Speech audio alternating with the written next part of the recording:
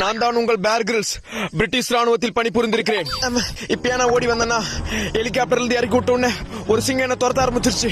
உடனே எங்க அம்மா குத்தமிச்சு சாம்பார் சாதத்தை போட்ட உடனே சிங்கம் சமாதானமா போயிடுச்சு. நீங்க நினைக்கலாம் சாம்பார் சாதத்தை போட்டதுக்காக சிங்கம் சமாதானம் ஆயிடுச்சுன்னு. பிகாஸ் சாம்பார் எங்க அம்மா வச்சது. கண்டிப்பா அந்த நேரத்துக்கு அந்த சிங்கம் செத்து போயிட்டு இருக்கோம். வாங்க போவோம். நான் இப்ப வந்திருக்கிற காட்டுல மனிதர்கள் காலடி தடமே பட்டது கிடையாது. ஏன்னா எல்லாரும் ஷூ போட்டு வந்துருவாங்க. வாங்க போவோம்.